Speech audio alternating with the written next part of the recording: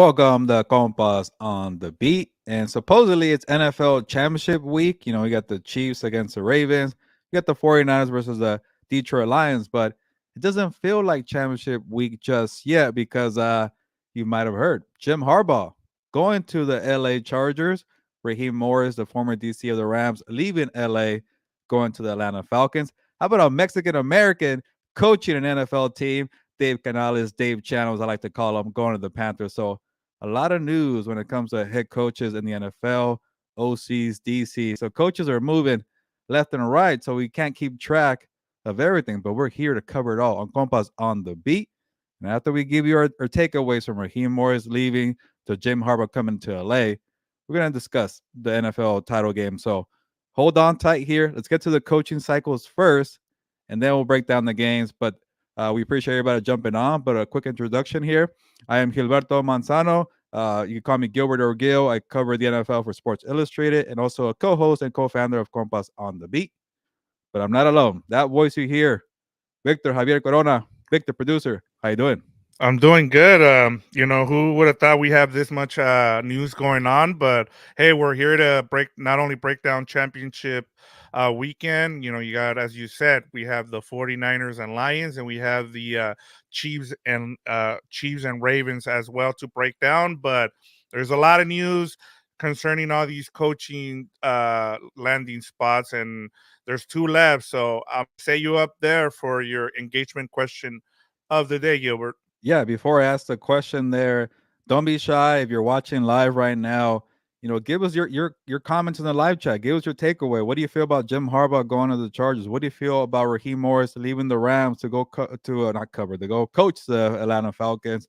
How about Mexican American, like I mentioned, Dave Canales going to coach Bryce Young, the number one pick there for the Panthers. So, even talk about the championship games. Let us know in the comments. That's why we made this show on Thursday nights to look ahead to the games, to kind of also assess everything went on through the week. But there's so much going on that I want to hear from the listeners and viewers of Compas on the Beat. But it's time to get to the engagement question of the week. And we started with 8 coaching vacancies, and now we're down to 2. So that is a question.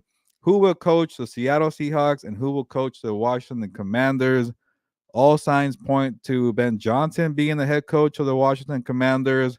The Seahawks kind of have some signs too with Dan Quinn, but what after kind of a few surprising days for coaches, I don't think it's going to be a lock for Ben Johnson and Dan Quinn because not many people have Brian Callahan going to Tennessee. Not many people have Dave Canales going to Carolina.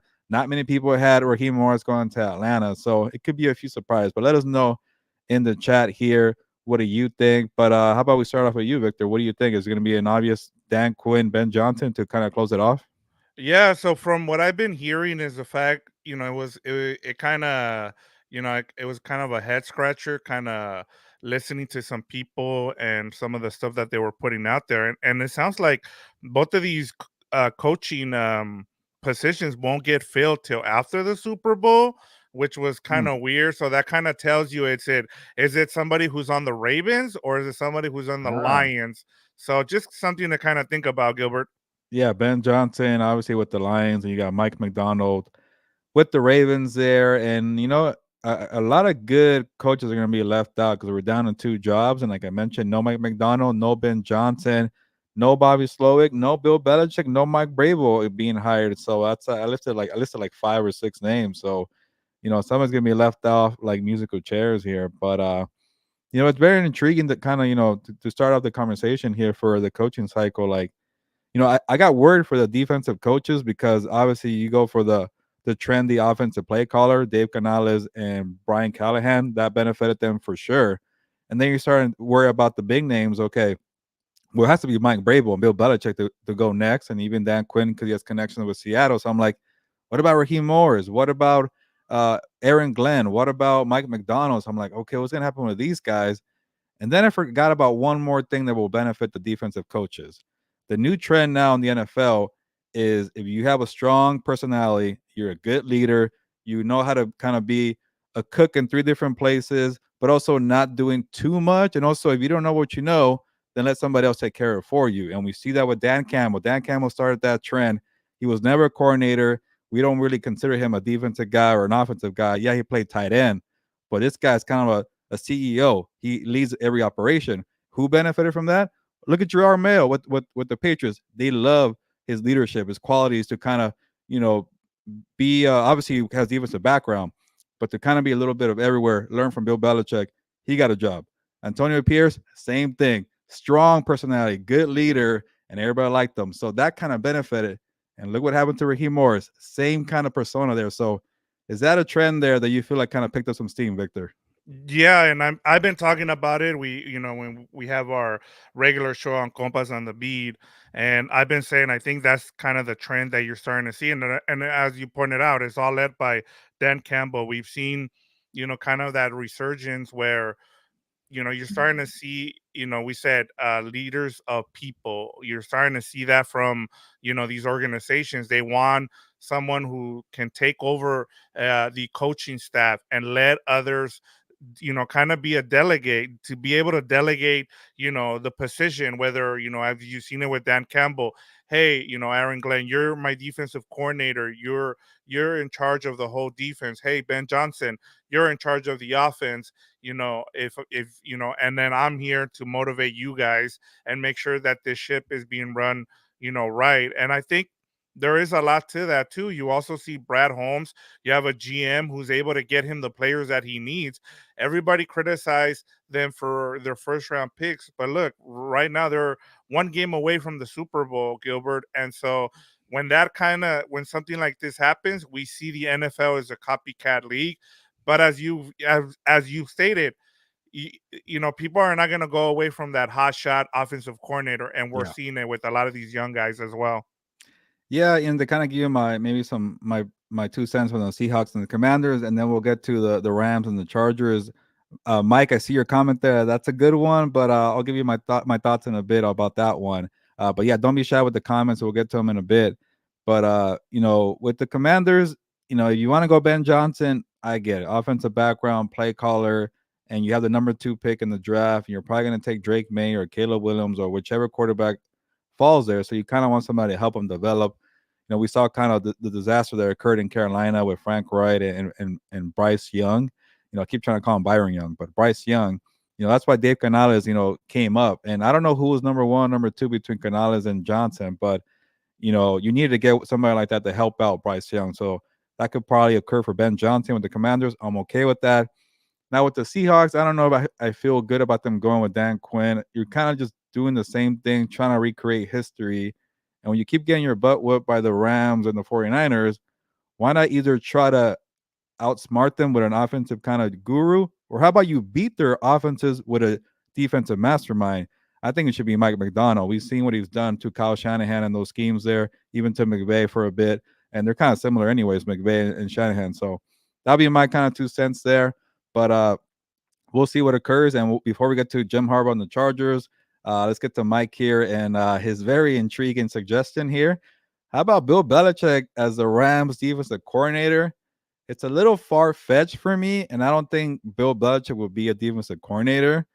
But if he really wants to coach in 2025, he's going to be what, 73, 74. And you want to show people, hey, I'm not this old guy. I'm not this, this guy who kind of needs to have all control. If I go take a DC job and kind of, go down the totem pole a little bit and develop a good defense, maybe that increases Bill Belichick's chances to get a job. Maybe, I guess it's kind of weird to ask a guy who won 6 Super Bowls with the Patriots, 2 with the Giants to be a DC. I just don't see it happening, but it might be a good route for Bill Belichick to get back into the picture if he truly wants to coach. But I think that's why I heard him with the Falcons. He's older. It's a short-term plan. Now you're asking him to wait another year. I feel like it was now or never, but we'll see what happens. What do you think, Vic? Yeah, and usually I would say I wouldn't buy into this, but just think about this, Gilbert, as well. When Sean McVay, got the job with the Rams, who did he get? He got Wade Phillips, Yeah. a defensive guy, a older guy. And the other example I'm going to bring up is has to do with McCarthy.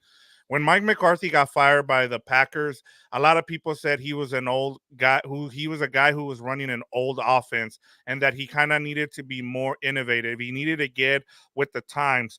So what did he do? He spent that, whatever it was, 1 or 2 years, kind of, learning and instituting his own touch to his own offenses, and then he got the Cowboys job. And I mean, he's done great, but he hasn't taken that next step, but it got him the Cowboys job. And then also, I mean, he's been able to win 12 games every season. But that's the thing, Gilbert. I think the main point you make there was, look, go learn from Sean McVay. I understand, like, when you're Bill Belichick, you shouldn't. But sometimes when you get to a certain age, like myself too, Gilbert, like, we all have to learn. Like, we don't know everything. There's new things that come out, especially with technology. I think it's the same thing as we talked about. That's why a lot of these teams are going to the college to be able to get innovative things. And look, Bill Belichick is the greatest defensive coordinator ever. There's no doubt about you. I don't care who you tell me that there is out there. When you won Super Bowls with the Giants as a defensive coordinator, and then you've done it with the Patriots, you're the best defensive coordinator ever. Now, will he take the job? I doubt it. I'm with you. Yeah, I could see definitely Bill Belichick taking like a front office role or a special advisor where you never know what the hell they do when they're special advisors, but they're still part of a franchise. So that could probably be the next best path for Bill Belichick. I'll give you a little more on Bill Belichick when we get to the Raheem Morris part with the Falcons. But let's get to the Chargers. And hello to you, Michael. He said, "What's up, compas? What's up to you, compa Michael?" So we appreciate you jumping on. But I don't know if you're a Chargers fan, Michael. You might be a Rams fan. He's a He's Rams correct. fan. Rams Yeah, fan. he's Okay, he's you're from House of Horns. better memory than I have, Michael. But shout out to you, Michael. So you're watching from House of Horns or What's Up Both. Shout out to both sides there. But we'll get to Raheem Morris and how that affects the Rams in a bit. Let's get to Jim Harbaugh uh, and see how that kind of affects Justin Herbert and things like that, and the spotlight for them. And people want to talk about the spotlight and Jim Harbaugh kind of being a home run hire, grand slam, whatever you want to call it. I don't really care about the spotlight. I'm sure, Chargers fans don't really care either. This is about winning football games, and they got Jim Harbaugh, who I think is probably the best candidate available out there. Yeah, you got some young guys too. You got some offensive masterminds, some good defensive masterminds. You got Mike Brable out there. But Jim Harbaugh, he's not at that age where he's like Bill Belichick or Pete Carroll, and he's proven in college game, he's proven in the NFL game, and I don't want to hear the stuff about him not being in the pro game for like 9, 10 years. What he did with the 49ers so long ago. He just won a national title at Michigan, and college football is a lot more innovative than the NFL. NFL copies a lot of what happens in the college game. So I got no issue with that. And he's just a proven winner everywhere he goes. University of San Diego to Stanford to 49ers to Michigan. And he also has a formula, an identity for teams to win. And the one problem with the Chargers for the last few years, you call it the entire franchise of the Chargers, they haven't been able to win enough games to even win a Super Bowl or to win games in crunch time. You know what Harbaugh does to specialize as a great coach? He develops smart players, disciplined players, physical players. So he likes to kind of build the trenches. He likes to have a running game. So less is more, maybe for Justin Herbert. And we saw what Jim Harbaugh did with Andrew Luck there at Stanford. So he has that background too. And he played quarterback in the NFL, and he played for the Chargers. So, you know, I thought it was a little bit of a bold move for the Chargers to go all in for one candidate. Usually I don't like that approach, but it's gonna be one guy you want to go all in for and just say, we're tired of losing, we're tired of being an afterthought, we're tired of losing in crunch time. Go all in for Jim Harbaugh. They didn't miss, it paid off, it worked out. So I think for them, they got an A+ for the hire. What do you think, Vic? I'm with you in terms of the hire. I They needed to do this. We've seen ever since they fired Marty Schottenheimer, this franchise hasn't been the same. They continue to just let you know they continue to hire coaches that weren't ready. We saw it whether it was Norb Turner, whether it was Brandon Staley. They weren't paying for their coaches. And I think you're at the point right now where you need to compete with the Rams. You need to compete with the rest of the teams in LA. You're seeing what the Dodgers are doing with Shohei Otani. You're seeing what the Lakers are doing with LeBron James and Anthony Davis. And so we've always talked about this. I understand, we're talking right now, we're talking about football and what this means. I think number one, they need to win football games. You just finished last in a division where you were supposed to at least, be able to compete with the Chiefs. You haven't been able to compete with the Chiefs, even though you have Justin Herbert. And so my question to you, Gilbert, is, with this combination of Jim Harbaugh and Justin Herbert, like where does Harbaugh, where does he fit in the AFC West in terms of these coaches for you? And then one more thing I wanted to say, as the points you were making, Jim Harbaugh has the highest winning percentage in the NFL as he comes back, Gilbert. He's at like 690 something. So Yeah. he's a winning coach no matter what no matter what. Yeah, sometimes it takes them maybe a year to kind of figure it out, but by year two, they're winning. I think with the 49ers, he won right away, and then he got to the Super Bowl. I think maybe year two might have been. I forget. I lose track, but that's why the record is so good. And we're in terms of where he stands in the AFC West, obviously you have Andy Reid. I don't care that Jim Harbaugh's coming in. It's still gonna be Andy Reid number one for me. But Antonio Pierce is brand new to this, and then we have Sean Payton, who won a Super Bowl, but he hasn't really done much since that Super Bowl. Yeah, he made the Saints into a playoff contender for on a yearly basis, but they didn't really go far. Obviously, we got that kind of controversial NFC title game with the Rams, and that was still what 2018. So Sean Payton hasn't really done much in the last few years. Yeah, he's trying to get the Broncos on the right track, but he still needs some work there. Jim Harbaugh comes in right away. I think he might be number two. And I know he doesn't have a Super Bowl ring like Sean Payton, but he has a national title. He has a Super Bowl appearance. He's won at multiple stops too. So and it's a game changer, especially in such a tough division. We don't even know what happens to Andy Reid. We keep hearing rumors about him this probably being his last year, maybe.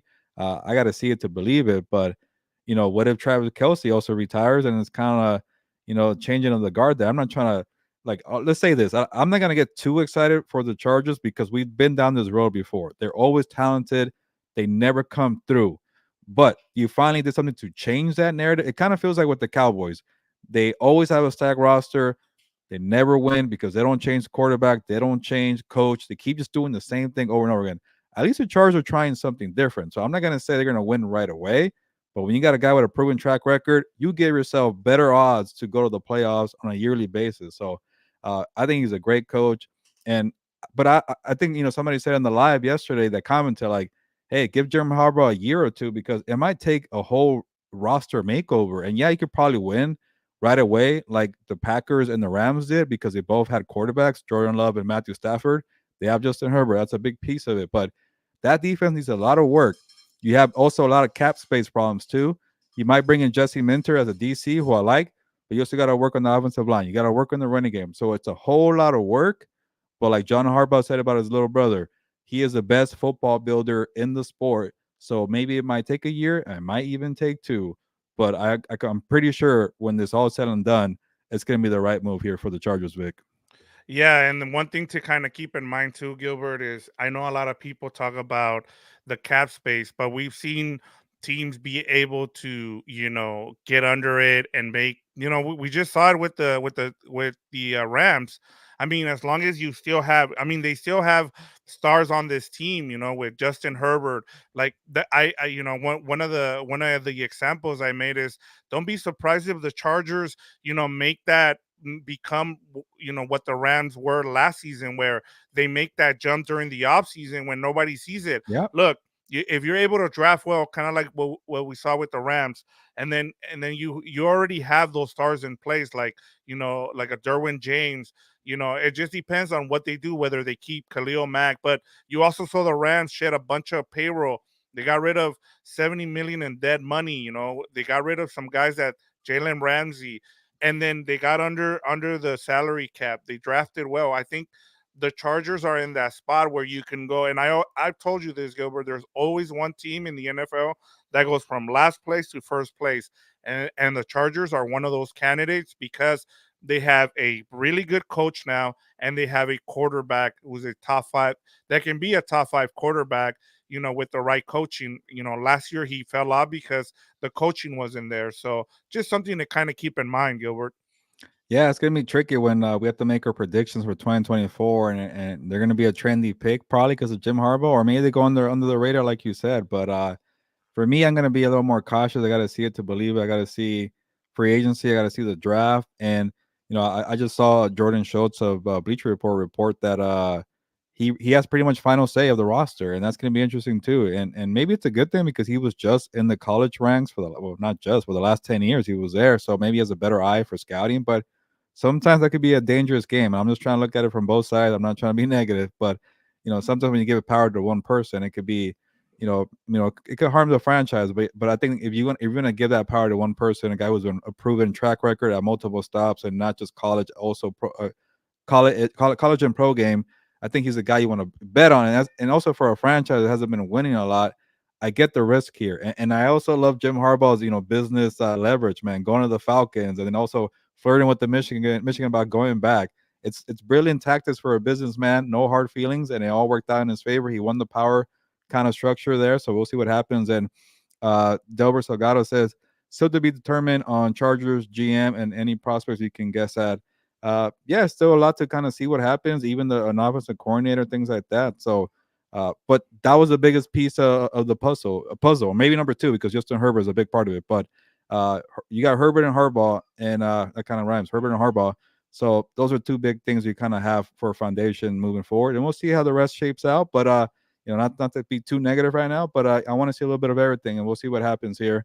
And it sounds like they're going to introduce Jim Harbaugh next week for the Chargers. That is, and Michael says Chargers in playoffs in 2 years, division title in three. Hey, why not? When Tom Telesco was around for 11 years, they never won a division title. So he'd say in 3 years, I think people will welcome that. So I think the fan base should be kind of a little patient. We'll see what happens. But again, like we mentioned with the Rams and the Packers, there's a strategy to kind of retooling and rebuilding quickly. So we'll see what happens there. But I am ready to move on to Raheem Morris, the Rams, and the Falcons, and kind of breaking that down, Vic. Yeah, let's get to it. As you said, this was a surprise. I'm not gonna lie. We talked about it yesterday on House of Horns, um, and we said it looked like he was gonna be left out of this coaching cycle, but he had a great interview with Arthur Blank. It sounds like he wowed them, and next thing you know, he becomes the new head coach for the Atlanta Falcons. How did you take this news? Yeah, before I kind of give you my point here, I want to answer Delbert's question. Is there anyone in the college ranks that could be considered for Rams DC? And it's gonna be a popular question we're gonna get over the coming days, Victor. But you know, it's hard for me to answer because I just have a feeling Sean McVay is gonna, have like a wild card. We saw when he hired Brandon Staley. Even Raheem Morris to an extent. I know Raheem and Sean McVay have a good connection together, but he's just so good at finding kind of the candidate you're not thinking about. He's so good at kind of going outside of his Rolodex or a contact book and just making sure what's the new trend, what's going on here. Maybe somebody from the Wake Martindale tree. Maybe he wants that. When everybody wanted Vic Fangio scheme, he got Brandon Staley. So we'll see what he does. I think for me, that's the thing that makes it difficult with Sean McVay. I don't think it's gonna be an obvious answer. And to go into the Falcon side, he's about to lose a bunch of coaches to Raheem Morris. And because they're all going to get promoted over there. So it's kind of like he has to start like pretty much fresh again. That's going to be kind of the downside there for Sean McVay. But these are kind of, what do you call them, champagne problems. He didn't win the Super Bowl, but when he did win a lot and this past year, and now people want to poach his coaching staff. So Raheem Morris is probably going to take Zach Robinson to the Falcons to be his OC. That's when you can't block. He gets promoted from being a quarterback's coach to an OC. So that seems like a given. But to give you my point on Raheem Morris, I'm glad he got a chance. He was definitely well deserving, and he just checks off a lot of the boxes. And you know, obviously, you want somebody younger because that it's kind of being a knock for Pete Carroll and Bill Belichick. He's only 47. You want somebody who's been a head coach before, check the box off with the Buccaneers, and yeah, it didn't work out his way. Do you want somebody who's experienced? Well, it didn't work out in Tampa Bay, but he's now very experienced. Now it's been 10 years. He did a nice job with the Falcons. Was an interim coach there. He didn't have the best job there, being the DC and the interim coach. But then he came to the Rams. He did it for the last 3 years. I think it was 21, 22, 23. Won the Super Bowl. A bad year in the middle, and then kind of a revamp year where he elevated a lot of young guys and developed people. So He has the experience as a DC, the experience as a former head coach, and he has that new leadership you want. That makes he builds in an environment that you want to come to work every day. You want to have fun, but you also got to be productive. So he's really good with people. He has good people skills, and I got to know him a year ago. So I can imagine Arthur Blank, who probably already knew this because he had him as a coach not too long ago, but he's probably like, every time I talk to Raheem Morris, I can't say no to that guy. That guy is just so likable. I'm sure the interviews were just well executed. So how do you say no to that? And then in the back of your mind, you're thinking, well, Bill Belichick wants that. He wants this. He wants that. He might not even be around for 2 years. They want to give power to one guy who just came off two very bad years with New England. I think I like Raheem Morris. He won't leave my mind. I like Raheem Morris. So I think that's the way it played out, Vic. And I'll answer Michael's question. How did uh, the Falcons pass on Belichick and Brable? Must be about money. It could be about money. It could be a power structure. But I think Raheem Morris, again, he's very experienced.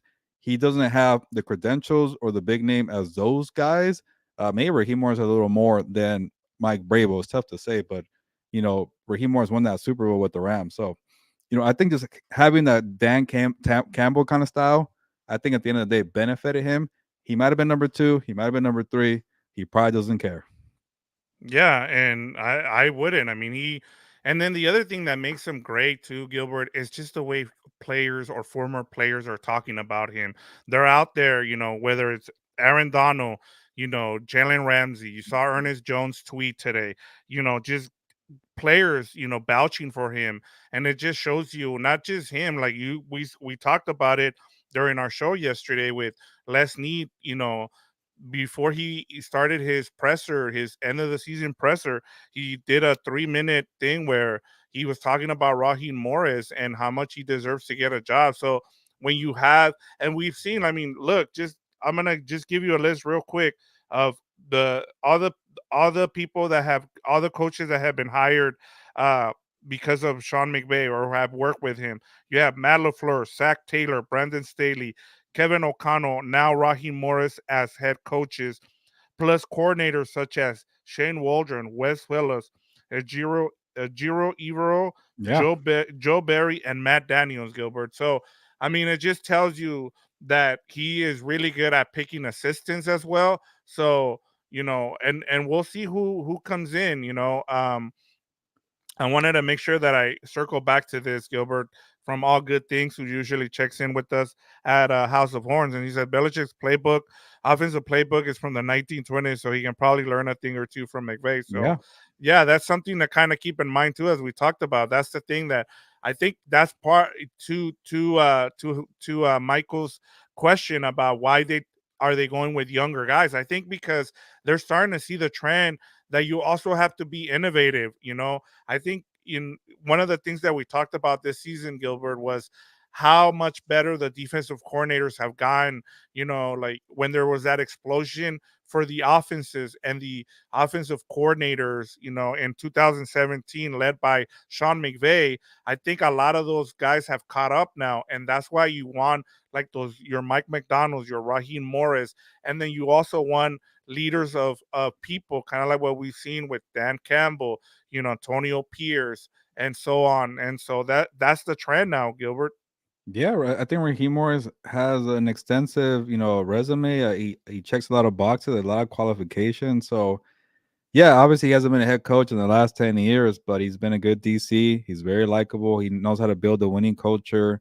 Anybody you could find that was associated with the Rams or the Falcons, which is rave and brag about him. So he's well recommended. So he was due for an opportunity, and I was getting worried for a bit, but I did underestimate the whole being a leader of people and being a strong personality. We create a good environment for not just your coaches, your players, and front office people, scouting department, everybody, PR people. Like you want to go to work and be excited to see people that you like. And Raheem Morris is just one of the most liked people. And he was too young when it came with the Buccaneers. I think he was like in his 30s, and he was ahead of his time, maybe. And sometimes maybe it's kind of like what happened with Mike Tomlin too. He didn't have that much experience, but when you get in the building with him and you talk to him for a one-on-one, you're like, man, that guy's really smart. Oh, he commands a lot of respect. He's disciplined, and you bet on that sometimes. People, their personality, he just wasn't ready as a coach back then. He's still the same person. He still has all those qualifications. Now he's better off because he's well seasoned and well experienced. So we'll see what happens with that. And you brought up Ejiro from the Panthers, Victor, and you know, I think the Panthers are going to block that because it'll be kind of the same thing, DC to DC, for the Rams going from the Panthers. I'm sure Ebro wants to go back to LA. I think he's actually from Rancho Cucamonga, so he's an LA person. He's in the running too for some head coaching jobs too as well. But I'm sure if Dave Canale is probably saying, "Hey, David Tepper, keep blocking that because I like what he does there." And it was a terrible year for the Panthers, but you could tell in the right situation, this is one of the best defensive masterminds. So it's going to be tough for McVay to get him back in a way because it's not really a promotion. I wonder if Eric Henderson is probably like, you know what, is a clause in the contract that says for USC, hey, if Raheem Morris leaves and I get the job from McVay to be the DC for the Rams, I could leave right away. We've seen that before. You kind of like, you know, I want to say Cliff Kingsbury was similar. Like he took a job somewhere and then he went to USC right away. So these are kind of scenarios that could occur too. Obviously you got Brandon Staley too, who I think is competing with or in the running for the Dolphins job. I don't know, the one with Brandon Staley and the Dolphins, you hear reports that the players didn't even like the scheme. So why bring in the guy who is similar to Vic Fangio? It just doesn't make sense to me. That's the issue where like, all these players saying we don't like Vic Fangio and the way he used us. Well, guess what? It's gonna be the same way with Brandon Staley. But obviously Jalen Ramsey knows Brandon Staley. But the other guys, they didn't like the Fangio scheme. And the Fangio scheme is kind of a little outdated now, too. So I don't know if even McVay or the Dolphins want Brandon Staley. I just don't know. I think Staley might have to go with Jonathan Gannon in Arizona, a good friend of his, and just kind of reinvent himself a little bit and figure it out. But we'll see. I think McVay's going to have some kind of wild card under his sleeve to figure it out. All good things says all. If Rams decide to promote from within for DC positions, who would you guys say are most qualified? Obviously Aubrey Pleasant, but we'll see what happens with Raheem Morris. It's going to be a battle. Raheem Morris trying to take Aubrey Pleasant. And I say don't overlook Eric Henderson. Maybe there's like a clause there on that contract says I could leave USC right away. So it's gonna be interesting. But I think we might not be talking about you know somebody that's on top of her brain or connection. It's gonna be a wild card. I feel like. And I just saw his comment. I want to forget about it because I see Ike Boy 23 says a minimum of 10 wins for the Chargers. Yeah, it could be. Sometimes 10 wins is enough in the AFC to make the playoffs. So not a bad number to throw out there. Yeah, and he says the Chargers, EC-ish, last place schedule not being mentioned enough. Raheem Yeah. Falcons don't scare me. Well, it's not about scaring. I mean, he's going to a terrible division. I mean, if he can figure out his and he's gonna, like you said, he's gonna pooch Zach Robinson, who's an up and coming guy. He's gonna be his offensive coordinator there. I mean, you find your quarterback, and and he's from the McVay tree, so I mean, you can see some of those schemes coming up there. And like I said, NFC South, it's a very winnable division, Gilbert. And so, with him running that defense, which we saw their defensive coordinator get hired by the Jaguars, now he should be able to. We talked about it. I think what was really impressive about the Falcons this season was their defense, not their offense. I mean, they Yeah. have three stars up there, but defensively they were really good. And I'll just give you some names that I would keep an eye on if you're just looking for replacements that you're like, oh, okay, you mentioned Wink Martindale, but for me, there's a couple of guys that you might want to look at that are with the Ravens, whether it's their linebackers coach, Zach Orr. He's a young guy as well. And then there's another who was the other guy that I was looking at for there I think it was Everett. There we go. Assistant head coach for the and defensive line coach Anthony Weaver. So that's Yeah. another one to kind of keep an eye on. Just names, like I Yeah. said, if you're And looking for those new type of the new innovative defensive guys. yeah, and I'm sure Sean McVay has taken notice what Mike McDonald did to Kyle Shanahan, and he gets to face Kyle Shanahan twice a year. And I go back to the way he hired Brandon Staley is like, oh, the Vic Fangio scheme really threw me off when they played the Bears in 2018. So the thing is too is like you don't want to be too late on the train. That's what happened to the Chargers with Vic Fangio when McVay got sorry, with Brandon Staley. When McVay got Brandon Staley, hey, it was good timing there. And then that's why I liked Raheem Morris's stint there because he really tweaked it. Like obviously it wasn't the same thing over and over again. He didn't bring a lot of pressure, but like he really catered it to the personnel, the players, and obviously you got your principles, your staples of the foundation. But he was willing to evolve. So I think somebody like that who like okay, you can still do the Wink Martindale scheme, but you better make sure you're ahead of the curve because people catch up. There's too many smart coaches out there, and right now it's kind of the shift to the defense. Going to go back to the offense sooner rather than later. So we'll figure it out.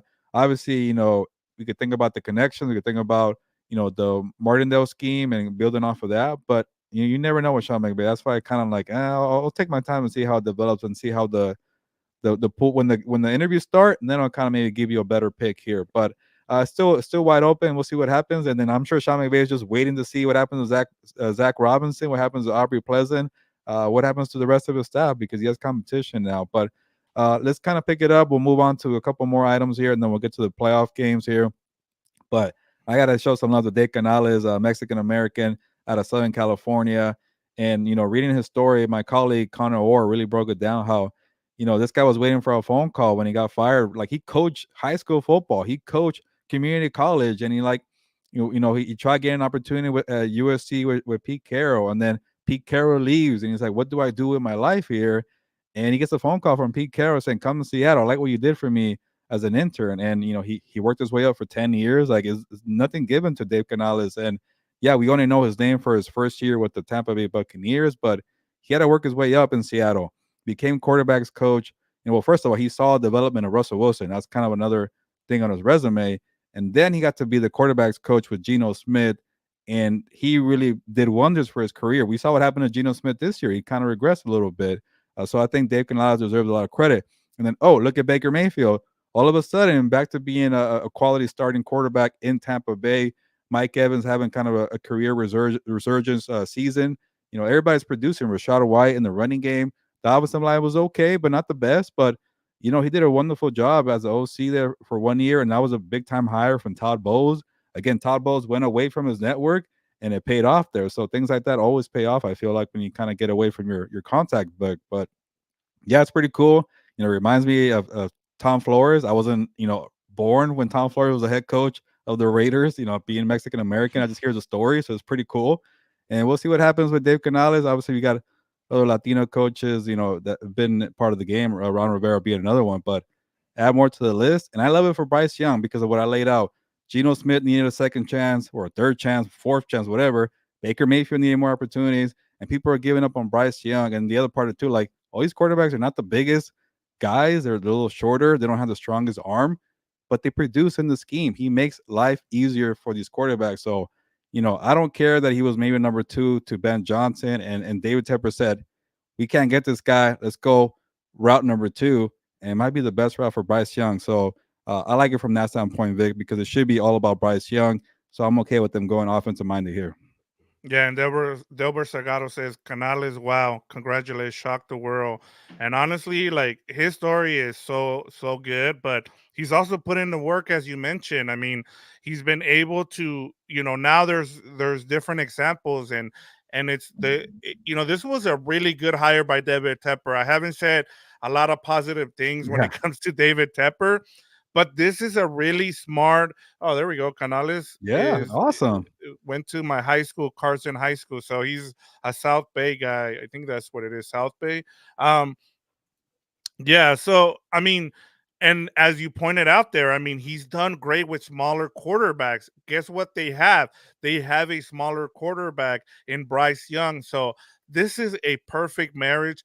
I love when organizations go outside the box and they do something like this because it's so easy for teams to, and maybe some big head coaches probably stayed away from David Tepper, so this allowed Yeah. a guy like Dave Canales to be able to get a chance, and this is wonderful to see. Now you got to take advantage of it. Like, and I understand people are gonna say if he fails there, they're gonna blame it on David Tepper.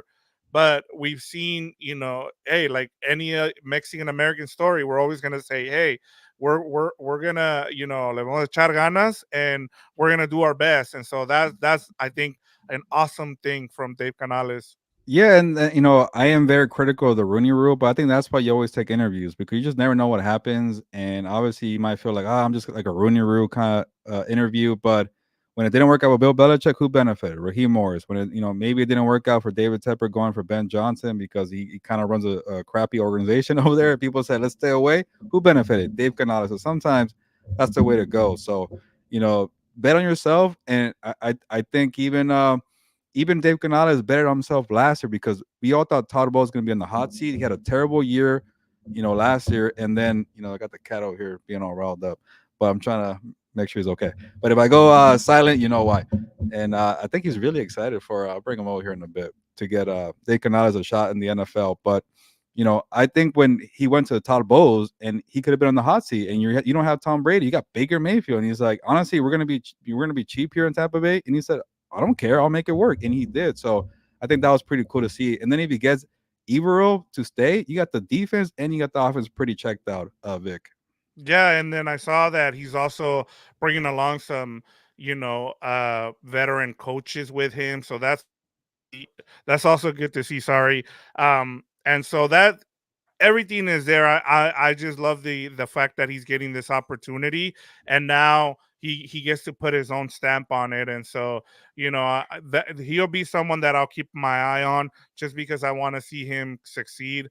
Because there's not a lot of us out there, man, and so Yeah. it's pretty cool to see. So Yeah. Maybe we'll yeah, get Dave Channels on Compas on the B and make him he's already a Compas, so we'll make him he's that Super Bowl radio Roy, and maybe we can get him there. yeah, That'll maybe be I'll, great. I'll, I'll put the race card in front of people. Hey, we're Mexicans too. Bring us Dave Canales on the show. So we'll see. But it's pretty cool. He's from Southern California. He worked his way up high school, community college. So very good story. And let's get to one more coaching take here. And I know we're kind of behind time here, but a lot of people are familiar with Tom Telesco. He got hired as the GM of the Chargers.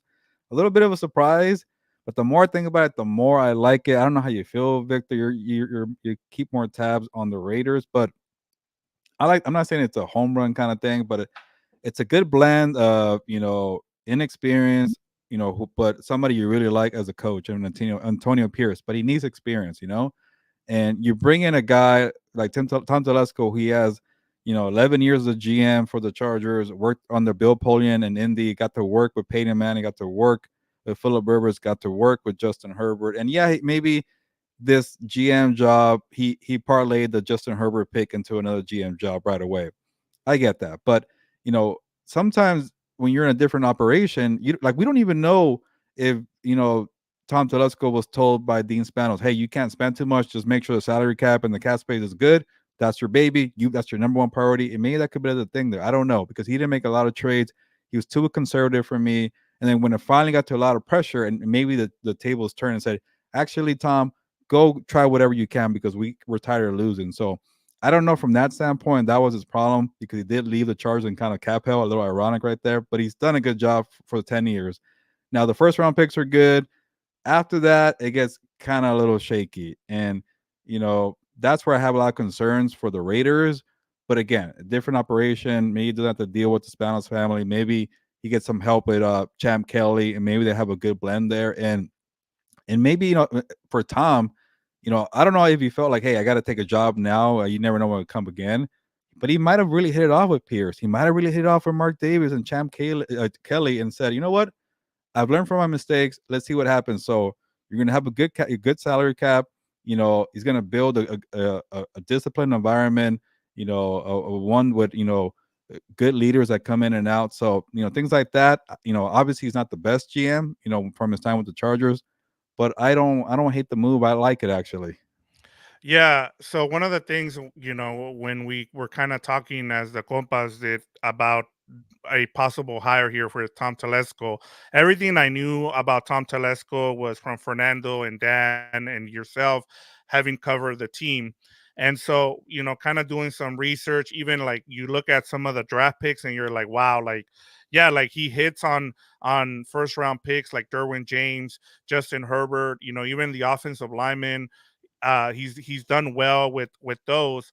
He's been able to get the groceries The problem is, from what I've, just looking at the whole scope of this, not trying to just be positive for Raider fans, but like just going through the whole thing, you also have to keep in mind that he was kind of forced to, go the cheap route, and I don't know what the situation was for some of those hires. I can't tell you Yeah.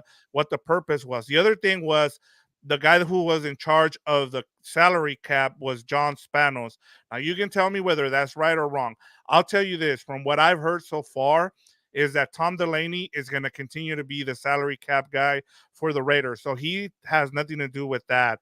Also, they, as you said, they're keeping Champ Kelly, to be the assistant general manager, and he's been really good. That he's been able to get some of those guys in the middle round, so that's where it helps as well.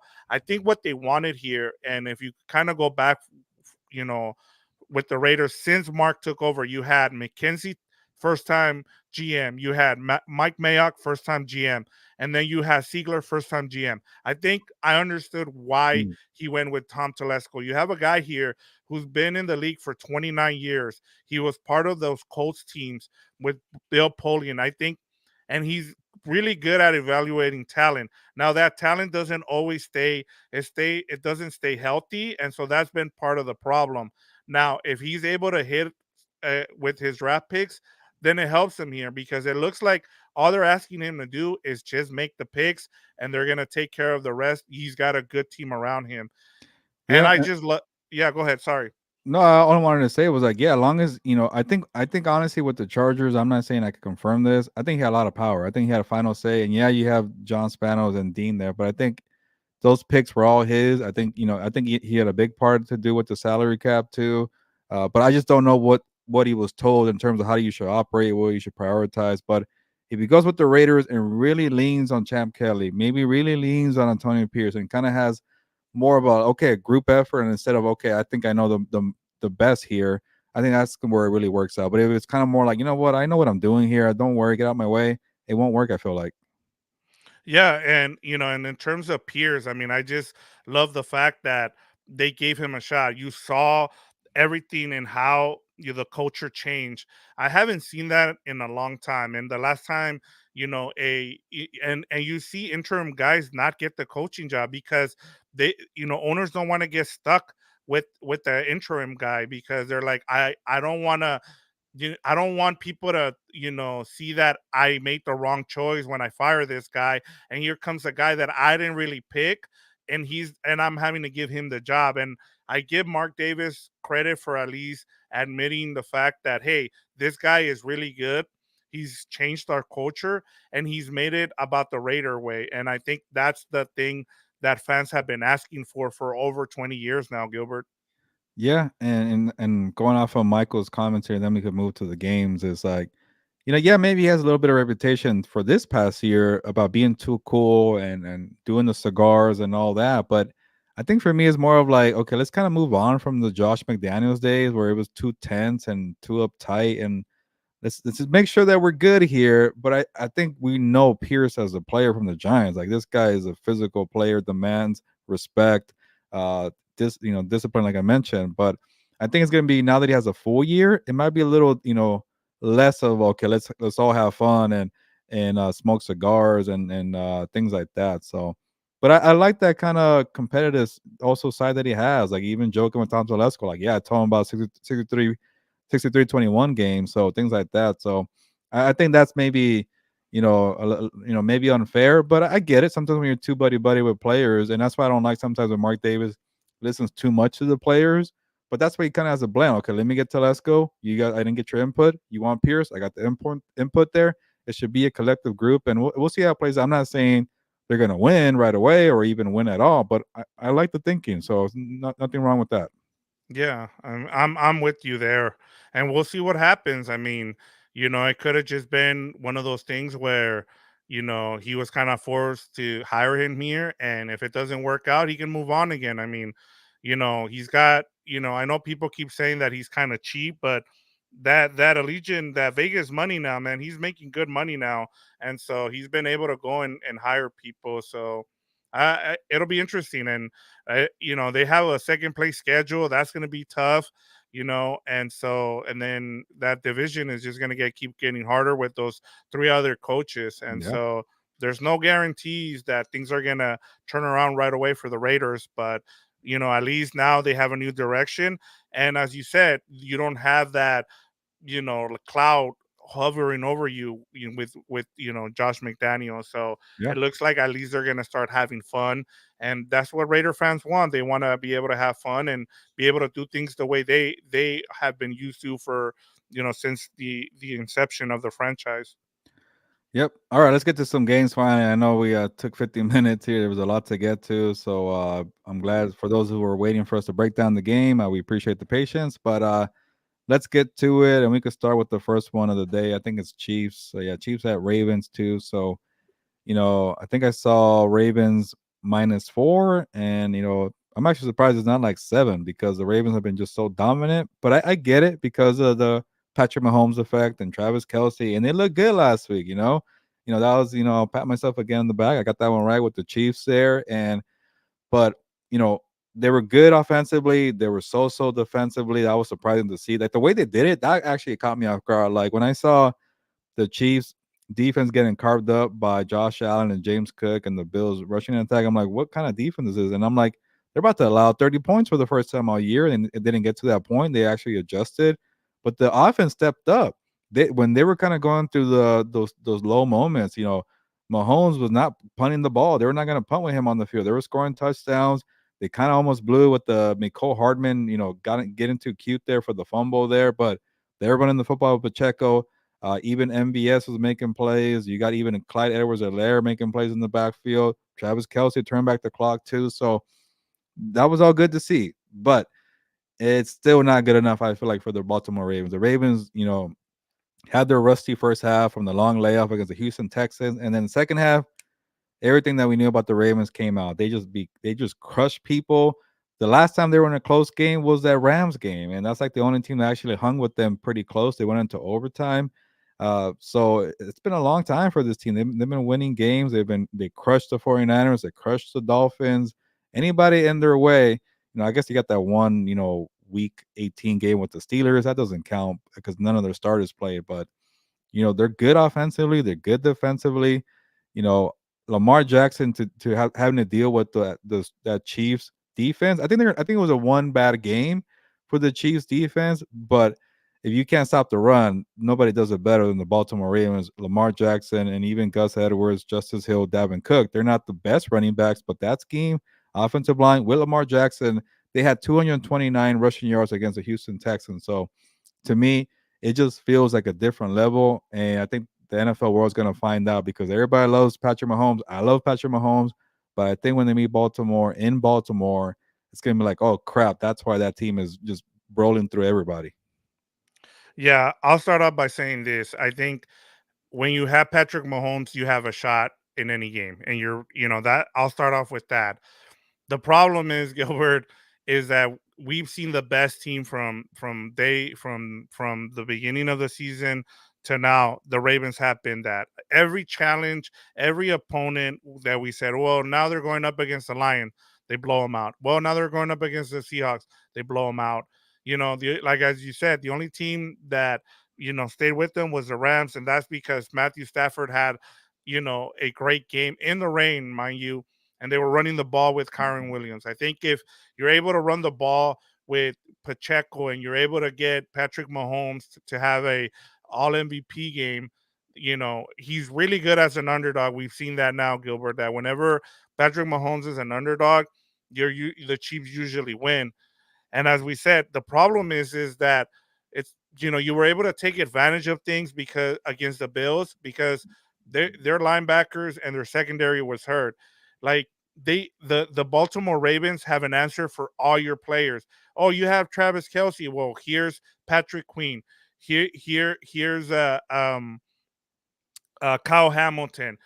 And so, like, oh, you have, Rashid Rice. Oh, well, we're gonna put another guy on there. Like, they have an answer for every player, and I think the only way this game is close, Gilbert, is if the Chiefs defense, Spags has something for Lamar Jackson. And we've seen defensive coordinators be able to clamp down on Lamar Jackson and this Ravens offense. But I think for me, that all changed in that second half. Seeing Tom Munkin like make adjustments, go to the quick pass game when he kept seeing, the Texans blitz him. He made the adjustment. I just think it makes such a big difference when you have a competent, not saying that the offensive coordinator they had before wasn't, but you just see the big difference, the short game, the running game. It's been great to see from the Ravens.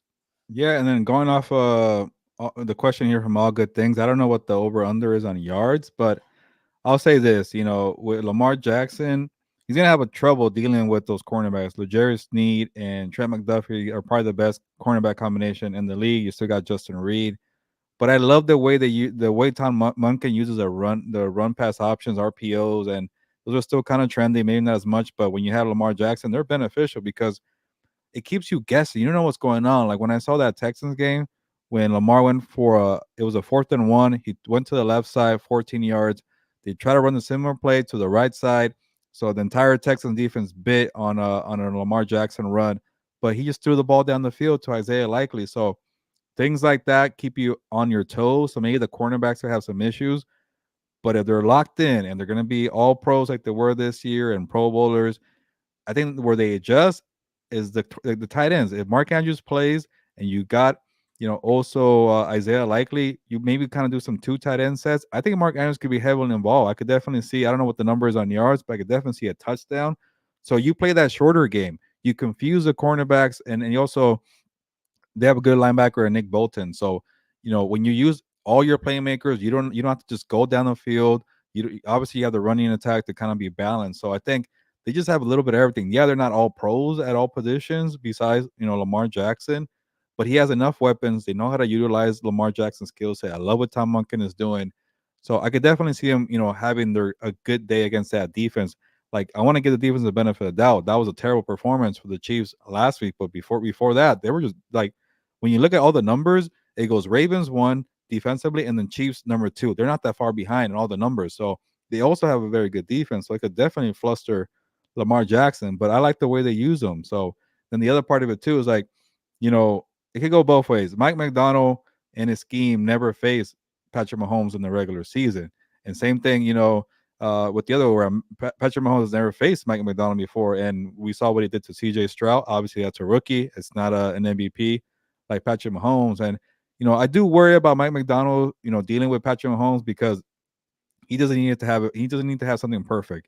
He doesn't need to have structured plays. He knows how to create away from the pocket. He doesn't run, but he knows how to extend plays.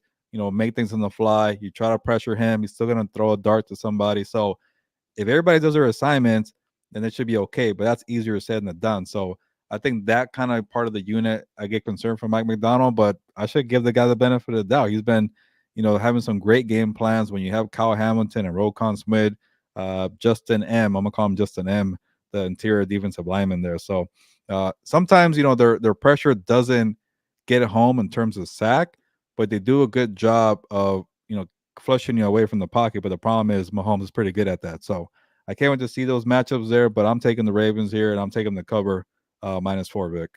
Yeah, I'm with you on that. And then to all good things, his question here, thoughts on Mark Davis over under on yards. His over under right now, depending on where you go, is 35 and a half yards. And then if you want for him to score a touchdown on FanDuel, it's plus 240. So Oh, yeah, so that's kind of yeah. something to kind of look at. I just would keep it at the under right now, just because we don't know what his status is. We don't know if he's going to be ready to go.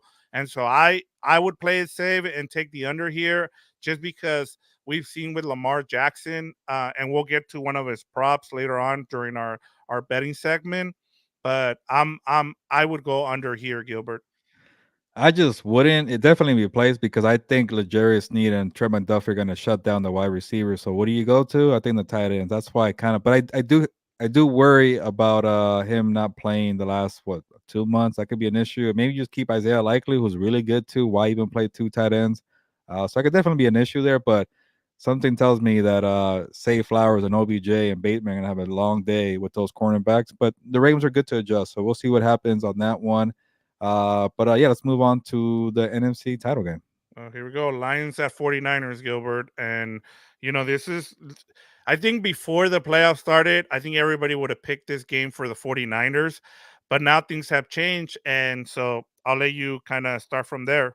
Yeah, I think this is a pretty close matchup to me, and I'll just say it off the bat. I will take the Lions +7. I'm surprised the 49ers are getting that much respect after what happened last week with the Green Bay Packers. And you know what? I'll say this about the 49ers, and maybe they got criticized too much. Well, apparently not to the betting line to get +7, but they needed to be pushed last week. They almost lost to a number 7 seed. It was a terrible game for Brock Purdy into the final drive. Kyle Shanahan struggled to adjust without Debo Samuel, things like that. But part of me, it might be beneficial in the long run. You got that out of the way where you don't need to, because they have a reputation for the offense. It has to be pretty. Everybody has to be healthy. You have to be leading. Well, none of that occurred. You didn't even have Debo Samuel. We don't know about Debo Samuel playing either. But to see them do that, overcome adversity in the fourth quarter, now we know Kyle Shanahan could do it. 1-31. I don't know what that says about him, but he got one out the way.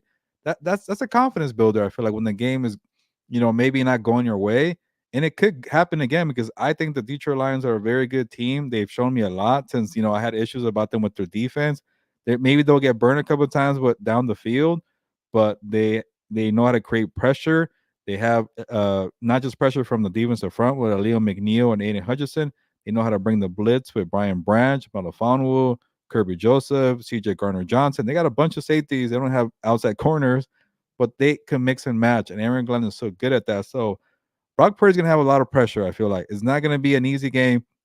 He's gonna miss throws again. He might even have a couple interceptions, and he doesn't have the benefit of having Debo Samuel because when Debo Samuel's on the field and you have to deal with Christian McCaffrey, the matchups are just a nightmare. You can't figure out who to kind of focus on, and when you have two of those who do a little bit of everything, it really opens up the playbook for Kyle Shanahan. He might not have, he might, I don't know, but they're gonna bring pressure. But I think having that adversity last week is gonna play a big factor here for the 49ers, Vic.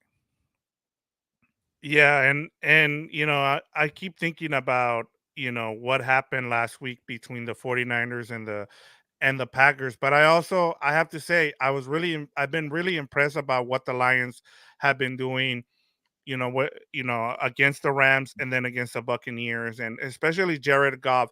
I think Jared Goff is starting to people are starting to see that he's not the same Jared Goff that we saw against, the when he was with the Rams. I think he's kind of elevated himself, and it helps that he has really good players. He's got a really good play caller, and he's matured. And I think part of that, the other thing that I keep thinking about is the fact that we keep talking about those pass rushers for the 49ers, but I still don't understand how they allow so many rushing yards, and you have Yeah. a good, two-headed monster with Devin Montgomery and Jameer Gibbs, and I think that's going to be a huge thing for this team, for the Lions. And then switching over to the 49ers, I think for them, as you talked about, you laid it, great with what you said about Kyle Shanahan and Brock Purdy. My biggest thing is you have a guy who's gonna probably win the offensive player of the year in McCaffrey. And I just don't understand why they don't use them more. Like, this is the reason why you brought him over, why you traded all these draft picks. I understand that you decided that you were going to feature, Debo in the game against the Packers, but like when you have an ace like that and you don't use it, to me it's just bad coaching. And I just Kyle Shanahan just tries to he's one of those guys that just tries to outsmart you instead of just trying to outcoach you. And I think that's been my biggest problem with him. And I hope he gets it right here. And that's part of the thing I've been asking people. I'm like, is it the fact that he relies too much on his script and he wants to run his play call, his play, the way he kind of dialed up everything before the game? Like, does he make any adjustments during the game? I don't know, because his record says he doesn't. Yeah, he kind of was struggling without Debo, and I am pretty sure Debo was part of the big game plan. So that's why, okay, oh, there goes all my perfect plays. I don't know what to do. And yeah, McCaffrey was, not used early or often enough. I feel like early enough, but in the back end of the game, you got the game winning touchdown. Brock Purdy made some throws. I like that throw to Brandon Ayuk. So, you know, obviously when things don't go your way, like just maybe have, I'm sure he has it, but like have like a backup plan. Make Brandon Ayuk your future wide receiver, and he did it. Make George Kittle a bigger focal point of the offense. Everything kind of threw a wrench into him when he didn't have Debo Samuel, but at least now he knows there's a possibility he might not be out there. Maybe he's more well prepared. I'm expecting a little better for the 49ers offense. Like, I don't think they're going to go back to their dominant form in this game just because I respect the Lions too much. So it's going to be an ugly game. But I think it's beneficial that they went through that already to kind of check that off their box and they have confidence. But, I'll say this, and like I already mentioned, I'm picking the 49ers to win, and I think the Lions will cover. I do worry about Jared Goff's inability to extend plays and having things perfect. So if that awesome defensive front that's been disappointing gets pressure, he's not the guy who's capable of running away from the pocket. He's not the guy who's capable of extending plays and being a magician. But he does have the benefit, like you mentioned, of having Jameer Gibbs for a dump off. Jameer Gibbs helped, like the Lions in the first half were just, I think Jared Goff against the Buccaneers averaged only 4.4 yards per carry. Then he started using Jameer Gibbs, and the explosive plays started occurring a little more. So you do have the benefit of Jameer Gibbs. You do have the benefit of having a balanced attack with David Montgomery. You do have Amon Ra who gets open quickly. You do have Sam Laporta who gets open quickly. So if there's pressure and Nick Bosa and Chase Young and Eric Armstead and Javon Hargrave, they're loaded. They get to him. If he doesn't panic, he has enough weapons that get open quickly, who are available right away to hurt the 49ers weak secondary. Now, as all good things says, will you guys say Greenlaw and Warner can neutralize Montgomery and Gibbs? I think they can. So if the pressure comes in and then you got the spies there and Greenlaw and Fred Warner to take away some of these weapons, now you're really cooking. Now you do have trouble for Jared Goff. Jordan Love could get away with it because he knows how to extend plays, buy time. Things kind of occur out of structure, and he has a lot of weapons. Goff kind of needs a little more of it. That's why him and Ben Johnson need to be on point together to kind of prepare for what the 49ers are going to bring. And I think the 49ers defense will be much better this time around, but their defensive front, they have been disappointing. So if they don't get the pressure, they have too many weapons. But the good thing about that defensive front, they got two very good linebackers. Yeah, and we haven't talked about one thing here, Gilbert, too, is the Lions offensive line is top two, top three. I mean, that's another Sene Sene no Penei Sewell. Penei Sewell, sorry. I always get his name the opposite way. Penei Sewell, he's been a stud, in these playoffs, and then that offensive line can neutralize a pass rush kind of like with the 49ers.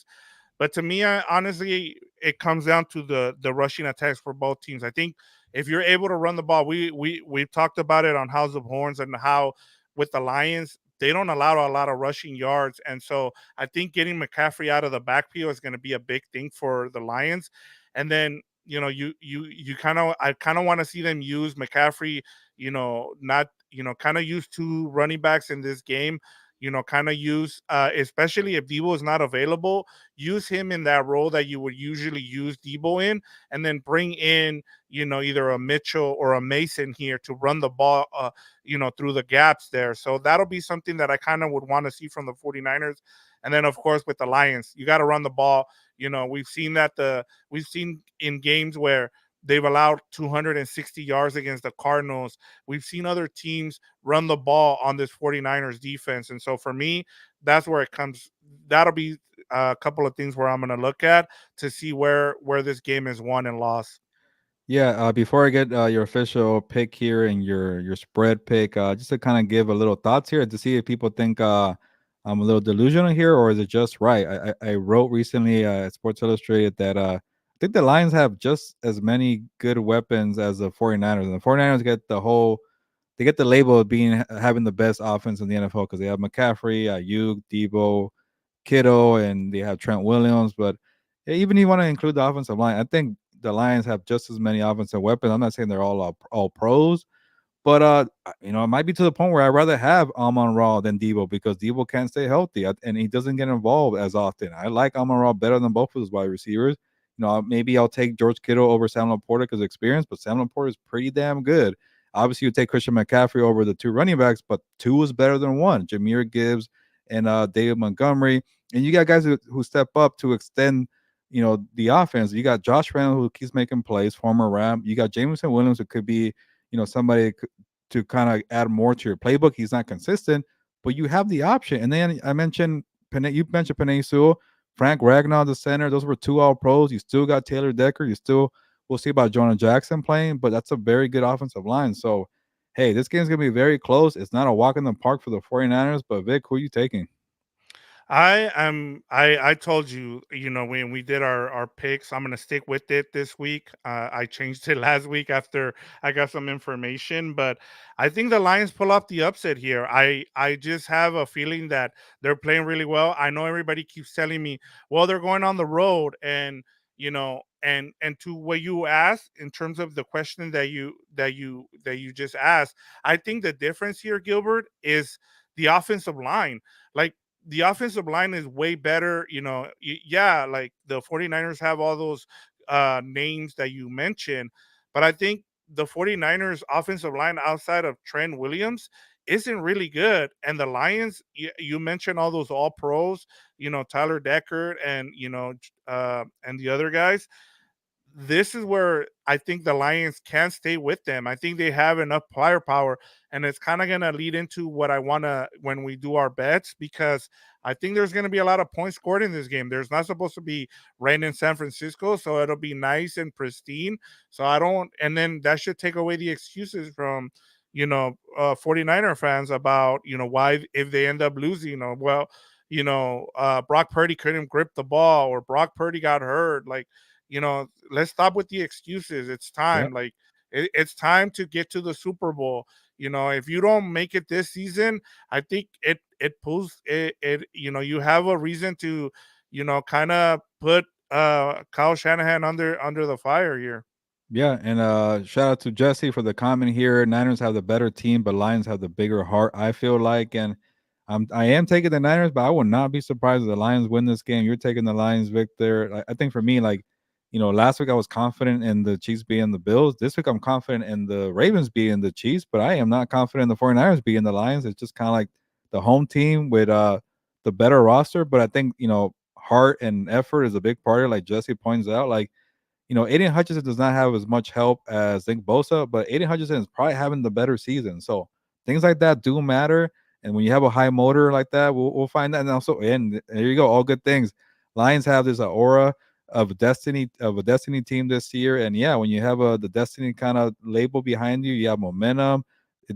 Things like that just pay off sometimes, and they just do wonders for your team. So they have that too. But we'll find out, and that's why we play the games. It should be a good game to see what happens. And yeah, the 49ers have much more pressure on them as well. I'll be out there in Santa Clara. We'll see what happens. To give you kind of a in-person look, 49ers Lions, and it's a lot of pressure, but it's kind of like you made all these trades. You got Javon Hargrave. You traded for Christian McCaffrey. Like, what else do you want? Like I think me as a reporter, I have to prepare when I write my stories for a team in case they win, in case they lose. And when I thought the 49ers were going to lose to the Packers, I pretty much wrote, what else do you have to do to win a freaking title? You have everything. I get you could upgrade the quarterback position, but I thought Brock Purdy was supposed to be better than Jimmy. Like, you improved that, but it probably would have it will be very deflating for this team to strike at again. This is an opportunity, and you're not guaranteed chance like this. You don't get windows like this. Like, we know about the Bills from the 90s. We know about the Bills right now, and we know about the Cowboys, teams like that. Windows don't stay open, so pressure is definitely on them. But Victor, let's get to the betting spotlights here. Yeah, let's do that. All right.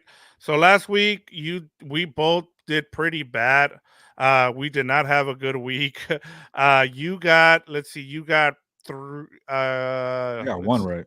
you got one That was right. my five. Yeah, so you got the Chiefs plus, you got the Chiefs plus 2.5, right? And that was the only one. After that, you went Bucks plus 6.5. You went Texans plus 9.5. Bucks and Lions under 49.5, and then you went Bills, Bills Chiefs under 45.5. I got 2 out of 5 right. I got 40 Packers 49ers 50.5 over. Of course, I didn't think about the rain. That was on me. Buffalo -2.5. I got that one wrong. Lions -6.5 versus the Bucks. I got that one right. Packers +9.5. I got that one wrong. And then I got Ravens -9.5 right. And so now we're at you have 102 points and I have 112. Gilbert, what are your best bets this week? Yeah, kind of some obvious picks because we're only down to 2 games, but I do have one prop bet. But to give you kind of my most confident bet of the week, my 5 pointer, I'm confident in the Ravens to I'm not saying they're gonna steamroll the Chiefs, but they'll cover -4 versus the Chiefs. It could be a 7 point game, but they'll cover. It was gonna be a very tough time for the Chiefs. I feel like we'll find out. My 4 pointer, like I mentioned, Lions +7 versus the 49ers. I'm taking the We 49ers, but By go the ahead. way, Gilbert, we agree on the first two. I'm taking the 5 and my 4 with the same exact two Oh, okay. teams. There you Yes. go. We could save some time there. And then my 3 pointer, I got the 49ers Lions under 51.5. I could see a shootout, but 51 seems pretty high, and it won't be raining like last week.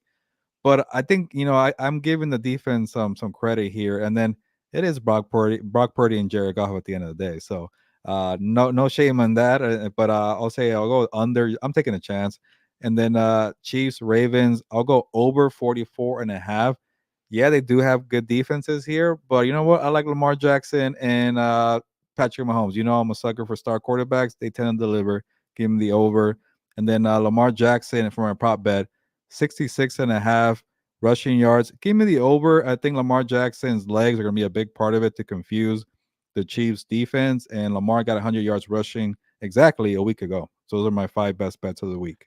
Yeah, so we agreed on the 5 and our 4. As we said, we like the Ravens -4 and we like the Lions +7 just because we think that the Lions will give the 49ers a close game. So this is where we're going to disagree. My number 3 is Chiefs Ravens under 44.5. I Mm. just think both of these defense are really good. We've seen what they can do to neutralize quarterbacks. I think uh, and I continue to see this graphic where the Chiefs don't allow more than, I think they've only allowed more than 25 points, or they haven't allowed a team to go over 25 points all season long.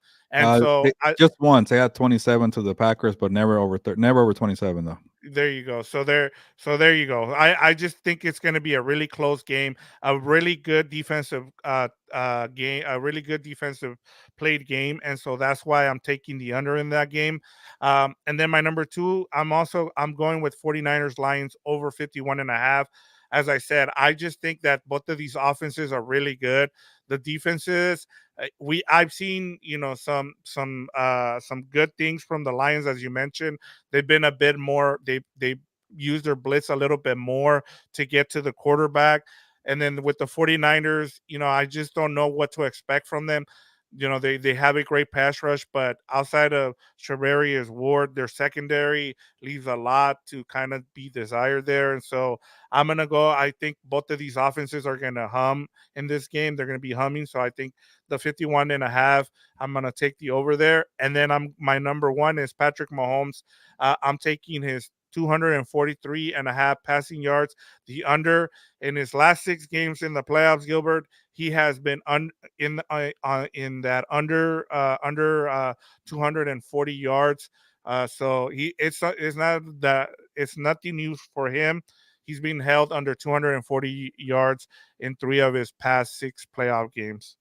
Yeah, I could definitely see the Mahomes one going under, and I disagree with the total just because the quarterbacks in play. Like I could definitely see Brock Purdy and Jared Goff having really long days against two teams that like to bring pressure and have good defensive fronts. So that's why I go there. And then I really got risky with the Jackson and the Mahomes one, but they're two-star quarterbacks. So and that line's not that high, 44. They could definitely do like a 27-24 game to make me feel good about that. But yeah, I don't feel good about either one, so I don't want to strongly disagree. But at least we're on the same page when it comes to the spread.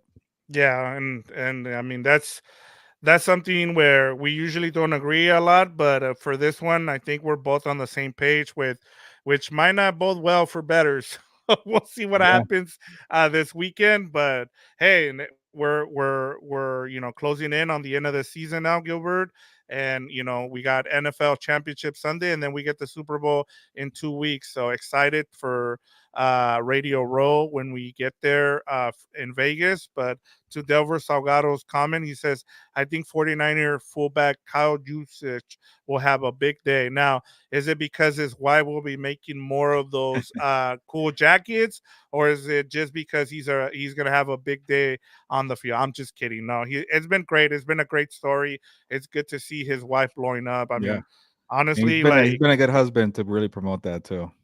yeah, and I mean, I think they need to make those kind of jackets because they are really cool. Yeah, and then just to kind of go off of that topic, like I could definitely see that, especially if Debo is not doesn't play, and then now Kyle Shanahan had a whole week to prepare for that. And you maybe use McCaffrey a little more in the running game. You want to make sure he has better blocking. I could definitely see Kyle Juszczyk, and also he's pretty good with trick plays too, as a kind of a hybrid tight end. So that could work out. We got one more comment. Just for fun, if there is one team that could completely collapse and unravel, who would it be? I don't know why I want to say the 49ers, but I'm thinking about the same thing team too, Gilbert. yeah, and I think it's because what I saw last week, they were pretty sloppy. I worry about Brock Purdy's accuracy, and I worry about him facing the pressure with Aaron Glenn. I worry about him without having Debo Samuel, things like that, and then all the pressure that we alluded to in terms of the outside noise and finally getting it done. That's all very concerning. I think with the Lions, they'll be satisfied. I'm not sure they're not satisfied, but they'll be happy if they end the ride here. They're playing with house money. You know, the Ravens are at home. I don't know if they have the same type of pressure, but it just feels because there's not that Bills rivalry, right? With the Bills, like, oh, you can't beat that team, so you got to win. You got to make sure you do it. There's not really they haven't played enough each other, so I think that one, and obviously Mahomes, does Mahomes thing. So I go with the 49ers because they've been here many times, and it's about time to close the door. So hey, maybe that could be a foreshadowing for the Lions, and maybe the Ravens play each other, which is America's matchup, right? They all want to see the Ravens because they don't want to see Taylor Swift and Mahomes again back in Kelsey and the Chiefs in the Super Bowl, and then the Lions are just such a great story. So it could be Lions, Ravens. That's what you have here for the Super Bowl, and I wouldn't be mad at it. But I'm going with the 49ers still. Yeah, just to answer the question here, and I think part of it too, Gilbert, as we talked about, we know how good the 49ers have been during the regular season, and it's just like the excuses just continue to pile on as to why this team under Kyle Shanahan doesn't make a Super Bowl yet. And I think, as you said, with the pressure and all that, things have to be perfect. It's just like, just get it done. And I think, Yeah, to his question, it's like, who completely collapses and unravel, I think, is this team. Who knows what the questions are if they end up losing this game. And as they said, like, you said, the Lions come in with no, they don't have any expectations. Look, if they make it to the Super Bowl, this will be the best thing that's happened to Detroit in Lions history since, when they were, since the 50s, when, it was the NFL championship game. It wasn't even the Super Bowl yet. So I think it has to be the 49ers. All the pressure, like, this team has been constructed for the past 4 years for this moment. They need to go ahead and get it done. No more excuses, Gilbert.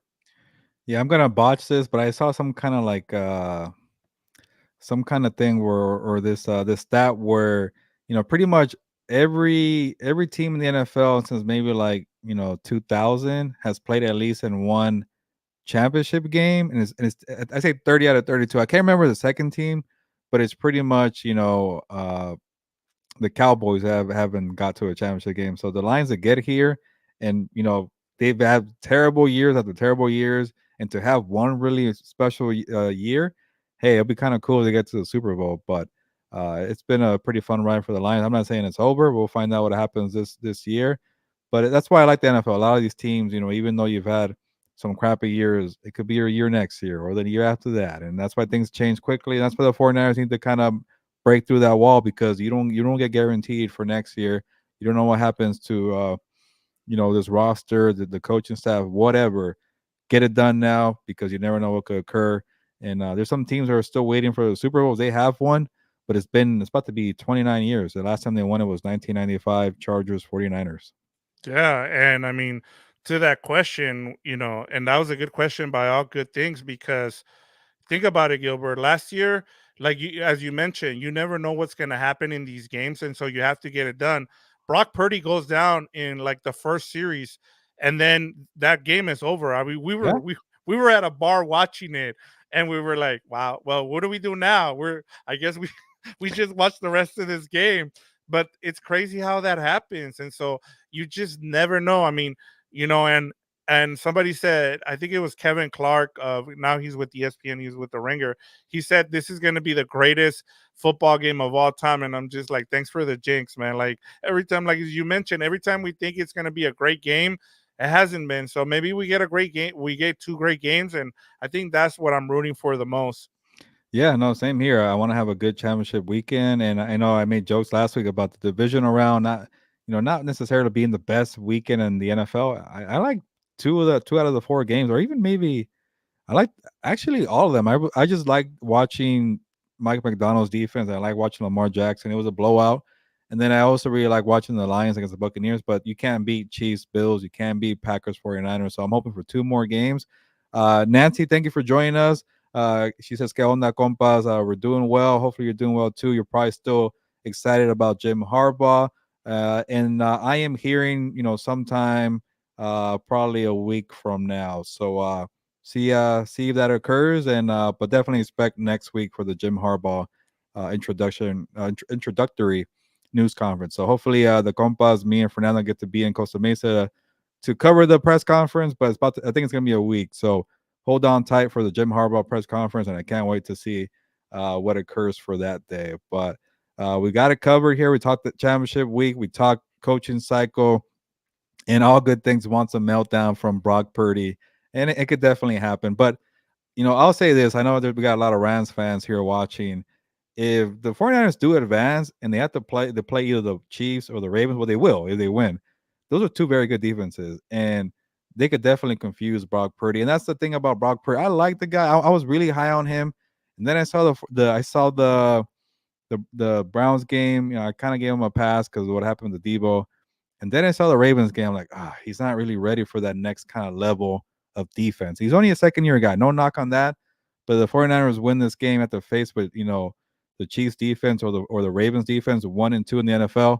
It could be a long day, but hopefully I'm not getting too ahead of myself or too negative if you're a 49ers fan. But Brock Purdy has been up and down, but he's only a second year guy. You got to give him some credit for that, for being this good at this stage in his career. And before we go, Gilbert, I wanted to ask you, since Nancy brought it up about Jim Harbaugh, what are the chances that Jim is, at the game on Sunday? And then how are Charger fans gonna feel about that? The fact that he's, they're supporting his brother. Are you cool with it? I mean, Yeah, I guess. well, I think maybe they're like it's just a guess here, but I think maybe they're holding off the introductory and and it's not intro, it's introductory. There you go. I got the word right.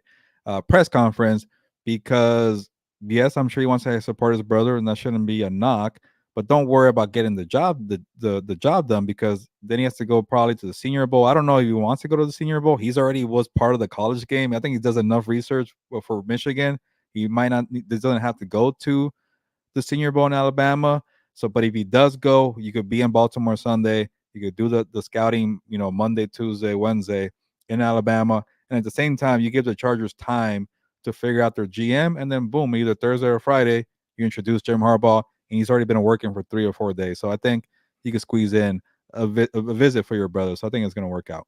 There you go. So now we just look forward to Sunday and get ready for to enjoy a full day of football. We get the 49ers we get the Ravens and Chiefs starting it off, and then we get the NFC title game with the Lions. And I think we got the best four teams. I think Yeah. these are the four best teams in the NFL this season. I believe so. The way, from start to finish, these have been the four best teams, and so I can't Yeah, wait. And I think it'll be interesting to see who we get. If the script has already been written, then we'll get Ravens. We'll get Ravens and 49ers. 49ers if that's the case. Yeah, I think you're right on the best four. I think the Ravens have been the most dominant in the AFC, but then there was a bunch of like wait and see teams in the AFC. So it's kind of like, well, we don't need to wait and see on the Chiefs. They have Patrick Mahomes, so they're probably going to be in the dance, and that's what occurred. But we'll find out what happens with the Ravens, and then the 49ers are like the same thing in the NFC, the most dominant in the NFC. But then it's kind of like, was it the Cowboys? Is it the Eagles? And they just, collapse at the end. And it was the Lions. So we found that out. And it is the best four. So good weekend. Head coaches are getting hired. Good to see minority coaches getting hired too. Dave Canales, Raheem Morris, well deserved for both candidates too. Antonio Pierce, Gerard Mayo. I have issues with the Rooney Rule, but it's pretty cool to see that at least half of them went to minority candidates. So that's pretty cool to see. A Mexican American and Dave Canales was awesome to see today. Us being of Mexican descent here, being the compas, that was pretty cool. But uh, a very intriguing week in the NFL with the coaching cycle. We got the championship games now, and then we'll find out who's going to make it to Super Bowl 58. Yeah, 58 in Las Vegas. And if you haven't heard by now, the compas will be there at Super Bowl Radio Row to cover everything in Las Vegas. We're going to have Fernando, myself, Victor, and Dan and Diego. We're going to create content. Hopefully, we get some Rams players, some Chargers players, some NFL players, a couple boxers, some UFC fighters, maybe some WWE competitors, maybe an actor, maybe a NASCAR driver. All of it. We're going to have it covered. What's up, Boat Gang? Boat TF. I won't say the word up, compa. Maybe I could. Maybe you could cuss here. No, I don't. I want. I won't risk it. But Boat the F up, compa. There you go. Shout out to you. Michael says I picked Rams versus Browns in Super Bowl. That's how much I know. Hey, I picked the 49ers and the Bengals are not even in the playoffs. So, yeah. And check out my story, by the way, at SI, where I wrote teams are not in the championship week with the best chances to make the Super Bowl in 2025. I had the Rams in there. I won't say one number, but I am a big fan of Joe Burrow. So the Bengals are placed pretty high there. But yeah, check it out. And then All Good Things says, thank you guys. Great insight and discussion as always. We appreciate it. We try to kind of give you our own spin on something unique here, a different point of view. And it's only a four-man team, but we're pumping out the content here. So really appreciate everybody supporting the network here. Victor, any final words before you leave? No, I can't wait. I mean, I guess now, we get Championship Sunday, and then we get ready for a Radio Roll. So can't wait for that. And yeah, it'll be a fun weekend for sure. Yeah, last thing to promote. Check out all the links in the description to see to see how you can help out the network. Again, no pressure, just jumping on the lives here and chatting with us, liking stuff, watching videos, telling compas to hey, follow the compas on the YouTube. That's all very beneficial. Definitely keep doing that. But you want to take a step further, check out our merch website, certifiedcompas.shop. You get a compas hoodie, a compas hat, compas shirt. I got to reload on merch. I haven't got around to it, but check out what we have in inventory. If also you could help out with donations for a PayPal. We have a PayPal link in the description. Feel free to do that or just provide a super sticker, a super like. Shout out to Jesse. He had a nice donation on the live for the Jim Harbaugh reactions video. That was awesome to see. So really appreciate that. Evan, I feel like we haven't seen your name in a bit. So shout out to you, Evan. Uh, check out everything we do on House of Horns. We are actually, you kind of bring it up. We're gonna take a break next week to get ready for Super Bowl Radio Row. I think we're gonna have at least a couple things though on Compas on the Beat.